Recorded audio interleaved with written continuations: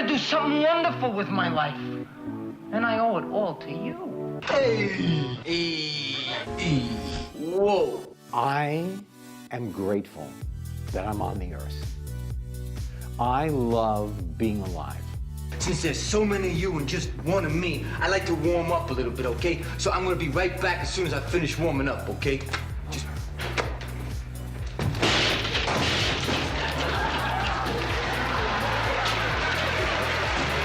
I had a dream when I was 7 to be an actor. I am now 73 years old. I am still living the dream. I'm gonna shove my palm up your nose and it's gonna enter your brain 2 inches and you're gonna die from cerebral hemorrhage. You show off! Why couldn't you stay up in the helicopter? I'm gonna thank you for your time, Mr. Cousineau. What about the food? I didn't come here for food, Mr. Cousineau. I'm working. You're already here. Give me just a little more time. And if that chicken a la king is not the best piece of poultry you've ever had in your mouth, you can kick me right in the genitals. I cried like a 10-year-old girl.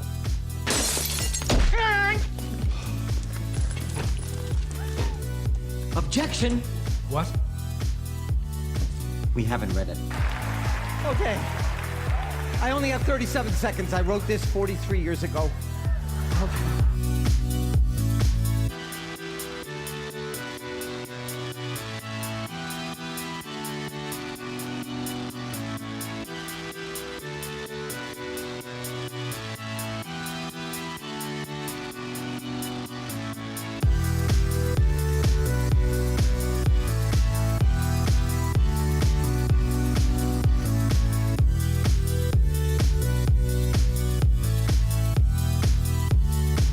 Stop talking about me. My ears can't take it any longer.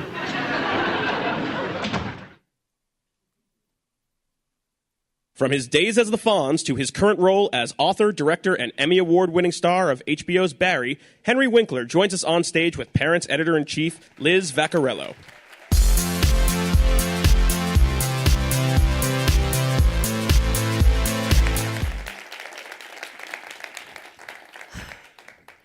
I hardly know what to congratulate you on first. The new Here's Henry book, the final. Yes. Here's Hank. Or your Emmy win for Barry, where the country cried with you. It's been a good year. It is a great year. I would just like to say that my mic is off. Okay, so can you hear me? Okay, hi, now there you go. Ooh. So the proudest moment of my life,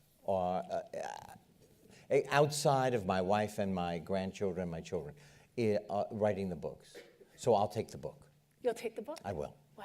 Yeah. Let's not forget the Fonz. No. Happy Days. Yes, I loved it. Yes. He introduced me to the world. It is said, many people don't know, but the Fonz was a minor character. Yes, he had 7 lines. Yeah, he had 7 lines, but then you were a runaway hit. Audiences loved you. And it is said that the more successful the show became, the more beloved your character became, the more humble and gracious you became. I don't know if that's true. Yes. All I know is that it was an amazing experience. Yeah. My son, it was in the 3rd grade, my stepson was studying the Hopi Nation. And we went to the Hopi Nation, and it is against the law to take a picture of the Hopi because they think you're going to take their soul. And they allowed me to get my camera and take a picture of the Kachina dances because the Fonz was respectful to Native Americans in one of the 255 episodes. Oh my goodness. I thought that might have been the greatest compliment of my life. Yes. Well, a lot of the word joy comes out a lot. When, I do. Yes. I'm joyful. Out of your mouth. Yes. When people describe you on Twitter, you're probably one of the most positive people in the space. To what do you attribute that positivity? I am not completely sure. What I know is that I am grateful. Yeah. I'm grateful to be alive. You know, I am dyslexic, right? Yeah. And with that comes a destruction of your self-image. You try as hard as you can, it doesn't work. You're watching everybody succeed around you. You're thinking, oh my gosh, I want to be somebody. I want to succeed. I'm not. I'm disintegrating into powder. So that everything that is happening, since I was 27, my life changed at 27. I am grateful every day. What happened at 27? I got the Fonz. Okay. I was the oldest teenager in America. Ron Howard was 18, and I was 27. We were there on the set. I didn't like a joke. I hit my script. He put his arm around me, walked me to the back of stage 19 on Paramount Lot. He said, you know, let's not hit our script. They're working as hard as they can. I said, Ron, I will never hit my script as long as I live. And I haven't. Excuse me. Well, I thought you were going to say that when you discovered your dyslexia was when your 31. life... 31. Yes. Now tell us the story about how that happened, and then take us back to how you became so successful, how you were an actor, how you studied your lines when reading was so difficult. Okay, so our oldest, Jed, stepson, I have to say that because his dad is still with us, and I have to say stepson. But I got him bar mitzvahed. But anyway, So anyway, Jed is in the 3rd grade. He is studying the Hopi Nation. We are driving on Easter vacation across Arizona. He is talking to me in my ear from about 7 in the morning until 9 at night. And I would like to say to him, shut up. But I can't because he's so interesting. So we drive and we get there. And we have this amazing experience with the Hopi Nation. And actually, one of the oldest dwellings in America is on the Hopi Reservation. It is the chief's house, which was built over 1,000 years ago. So we get home, and he has to write a report. And he can't write it. He writes 3 sentences. They're smudgy. He erases a hole in the paper. And I say everything to him that was said to me. You're lazy, you're not living up to your potential, go back upstairs, do it again. Couldn't do it. Had him tested, and everything that they said about him was true about me. And I didn't tell you this, it's something I share. My parents were very, very, very, very short Germans. And they used to call me dummer Hund. And for those of you who don't speak German, that means dumb dog. Very supportive short Germans. And when he was tested and I realized I had something with a name, was the first time I realized I was not a dummer Hund. And then they joined me with Stacy, my wonderful wife, when we went to the Smithsonian and delivered the Fonz's jacket to the Museum of America. And then all of a sudden they became the co-producers of Henry Winkler. I met people all over the world who said, hey, I've got your parents' autograph. Yeah. Let me just say I didn't need them to be proud of me at that moment. Okay. I needed them to be proud of me when I was so confused and couldn't figure anything out. So as a child, as a student, as a college student even, yes. You did not get good grades. I did not. But you got into Yale Drama. I did, but you don't need to take a test. Of an extraordinary audition. Yes. Right? I auditioned. Yes. So how did you find that spark of talent or passion during a childhood where you didn't have that support or self-esteem? I don't know. Okay. I'm not kidding. I wanted to be an actor since I could reason. If people were born to do something, I was born to try to be an actor. And what I tell every child in the universe is that no matter how you learn, it has nothing to do with how brilliant you are. And that your greatness, whatever it is, we need it in order to maintain our greatness, because you don't need to wear a hat to be great. But I was in me. I don't know where it came from. I just know that tenacity and gratitude get you where you need to be. And so tell us about Hank and why and how this character came to life. So can I just tell you one thing? This morning I did an interview for Entertainment Tonight. He goes to PS 87, I went to PS 87. And so I did an interview there at PS 87 in the library, and it just so happens that this last book he's holding a book in the library of PS 87 while I was in the library of PS 87. I was just overwhelmed. I really was. Hank is me. Okay. Zipser, his last name, was a woman who lived on the 4th floor of my apartment building, Ella Zipser, and I thought it was a zippy name, and he's a zippy guy. It's good. So, you take what you know. And so this last novel, the 29th, everybody is somebody, because I would lie in my bed and I would dream of being somebody. I wanted, would I ever be somebody? And all he wants is to get his picture on the bulletin board in the hallway of PS 87. His sister, who is a year younger, is there every month. She reads 14 books a week. He has read not a book. And finally, can I just read the last page of the book? Okay, so it is. You'll love this book. It's, first of all, it's a short read, and second of all, you'll find out what the ups and the downs and the all-arounds are on how he got to this moment. So he's lying in bed, and his mom pushes the door open and came in and sat down on the edge of my bed, tucking the covers under my chin like she used to do when I was little. I'm not little anymore. I'm in the 2nd grade. You should feel great right now, she said. I do. I mean, can you believe it? My picture is hanging on the bulletin board in the hallway of PS 87.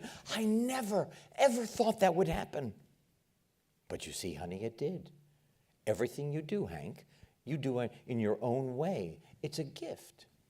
Yeah, I know. But a lot of times that gift just gets me into so much trouble. You're special, she whispered, and never forget it. And she gave me a kiss on the forehead, and she left the room. And I heard the door click when she left, and my eyes felt heavy, but the rest of me felt good all over. And the last thought that I had before I drifted off to sleep was, Hank Zipser, someday you're going to be somebody.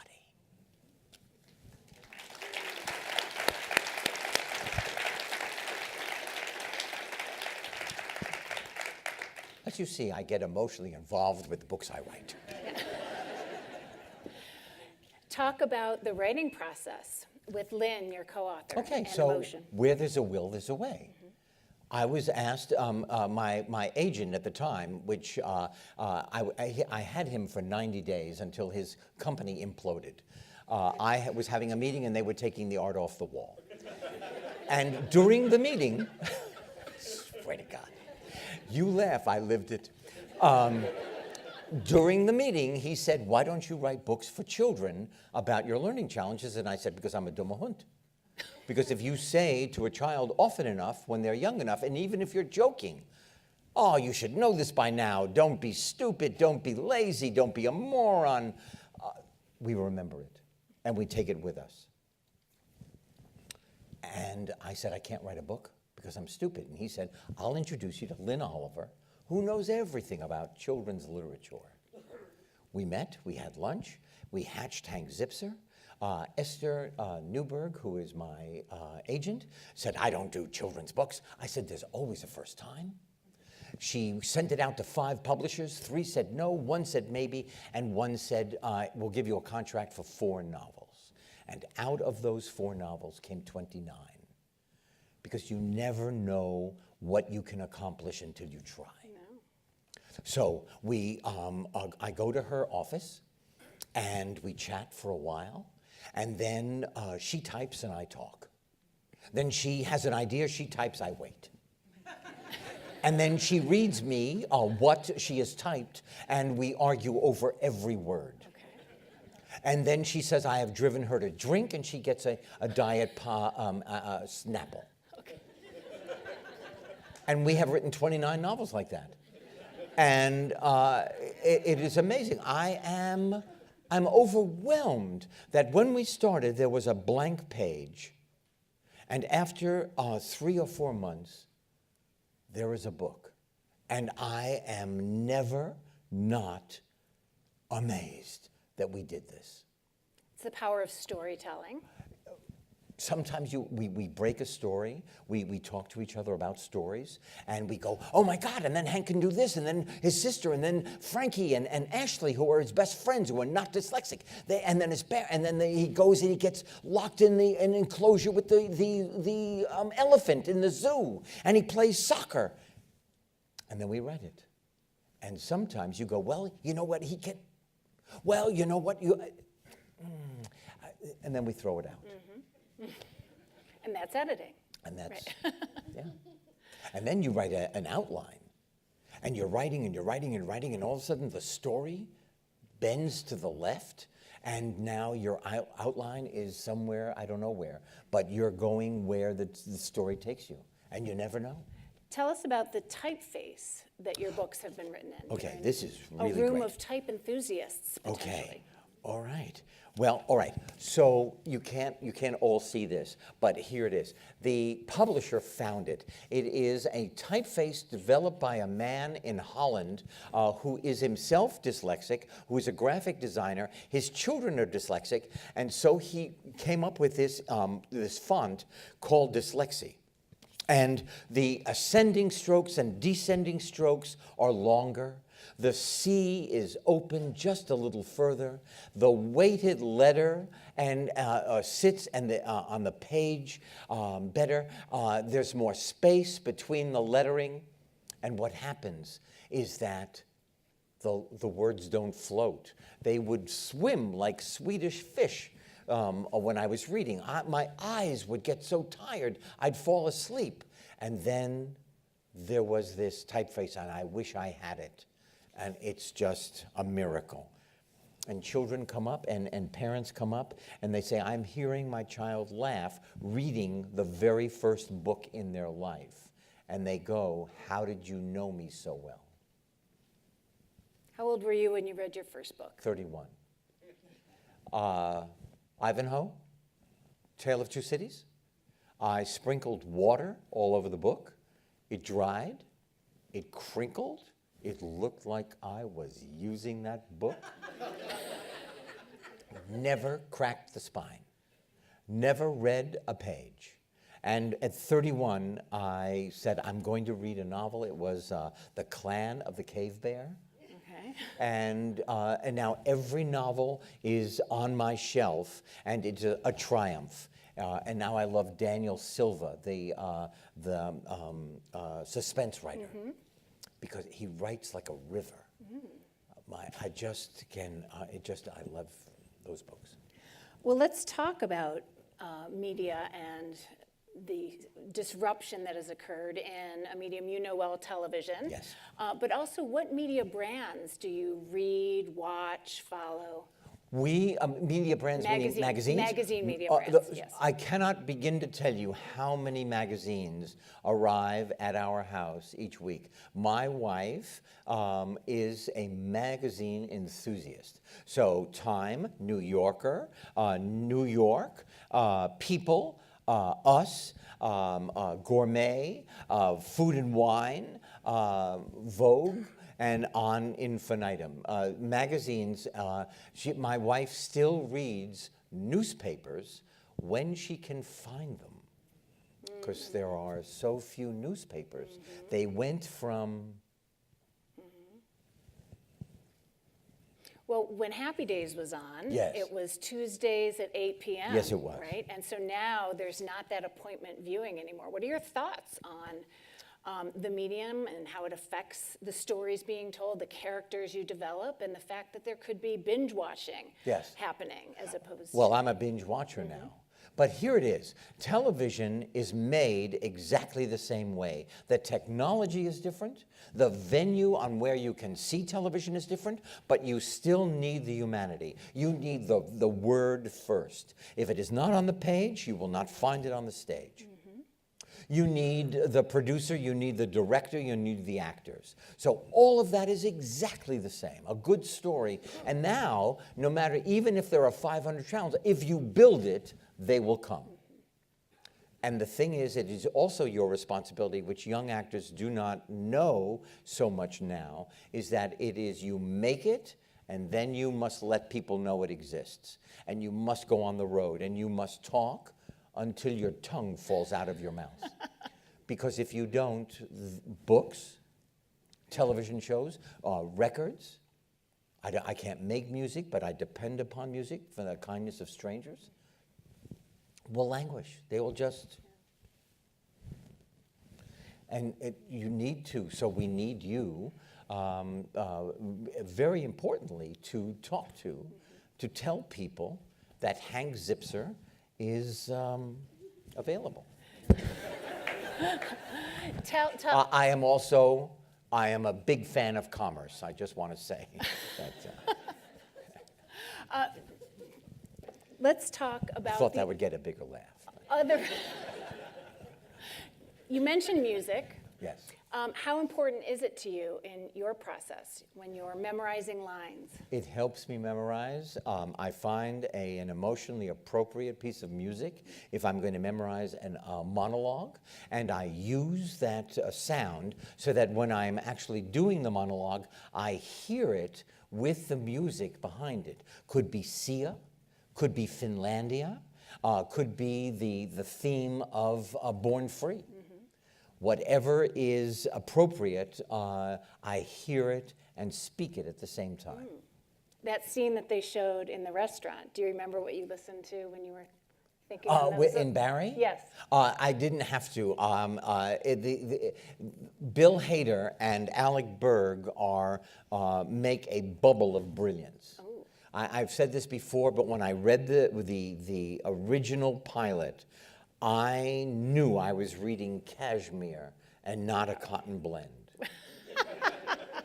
And that is the truth. My wife and I had just left an estate planning meeting on Ventura Boulevard in Los Angeles, and I got the call. You're on a short list. They want to see you for a new show on HBO, Bill Hader. I got really excited. I said, is Dustin Hoffman on that list? Because if he is, I'm not going in. Because he's a movie star, he's going to get it. They said no. I said, okay. My son, Max, our son is our youngest. He had just directed his third movie, directed me in the audition. I went in, I met Bill Hader, I made him laugh, and then I got a call back. He said, you want to come in and play? In my mind, I'm going, no, I don't want to come in and play. What happens if I screw it up? You thought the first one was good. Of course I do, Bill. Yes, I'll be there. And then my son directed me over the phone. I emailed him the script, and he directed me on the phone. One moment on fly fishing. Yes. It's your love, it's your passion. Yes. You and your wife. Great fly fisher person. What do you love about it? And I was interested in your book. You wrote a book, I've Never Met an Idiot on the River. My only adult book, Yeah, yes. On the River, which my husband has annotated. Yes. Read aloud to me, yes. So what is it about fly fishing in the river? Fly fishing is like a washing machine for your brain. And so I have two things. One is I thought I couldn't do it. Because I thought, the hand-eye coordination, I am not a sports person.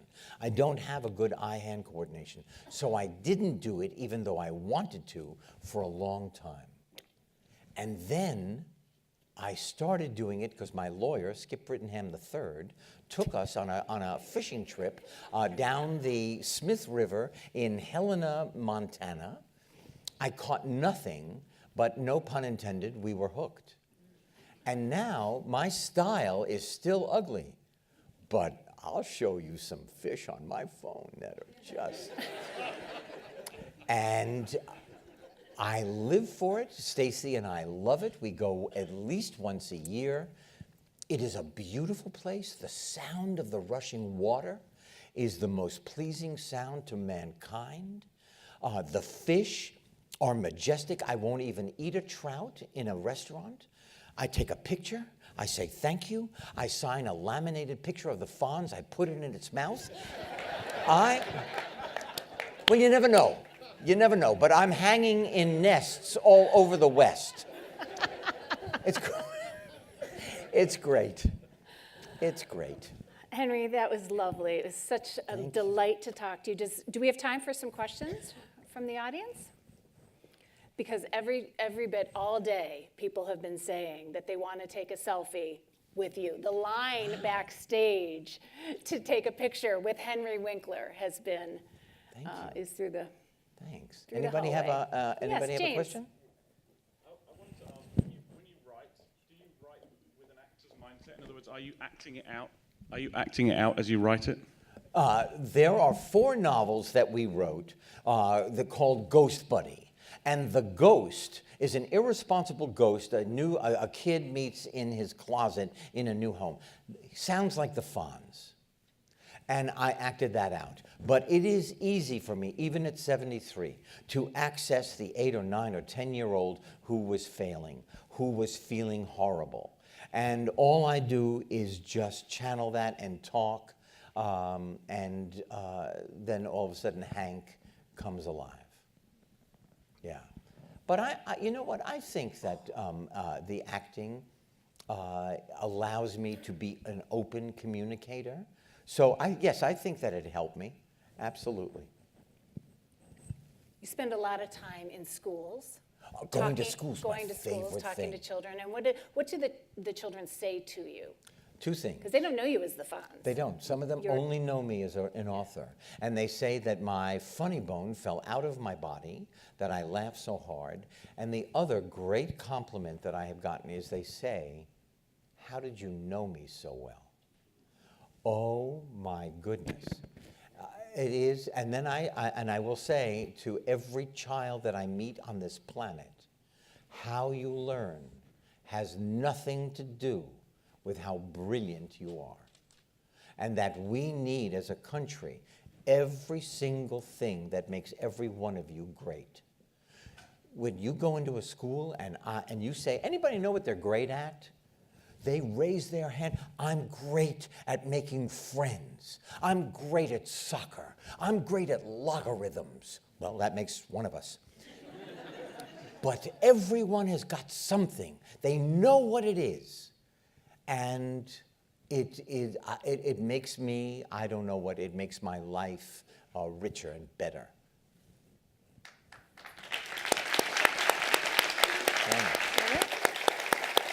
Thank you. Anybody else have a question? No? Okay. So I'll just leave you with a story, because a lot of people ask me how my children dealt with the fact that I was an international star. Okay.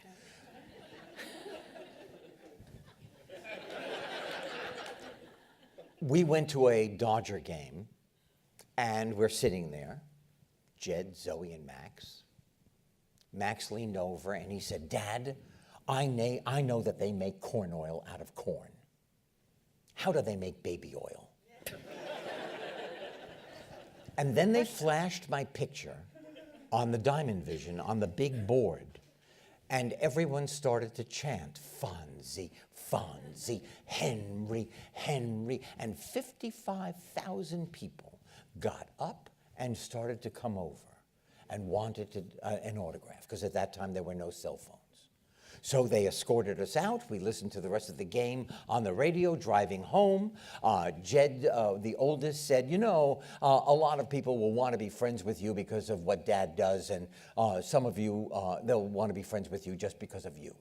I thought all of a sudden he's the sage. We get home. I walk into Zoe's room. She is 10. I said, Zoe, we made a deal that you were going to pick up some of your clothes and put them on a hanger before we left for the game.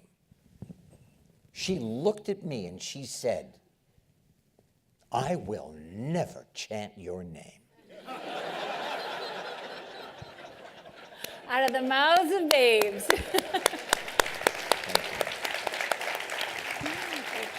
Thank you very much.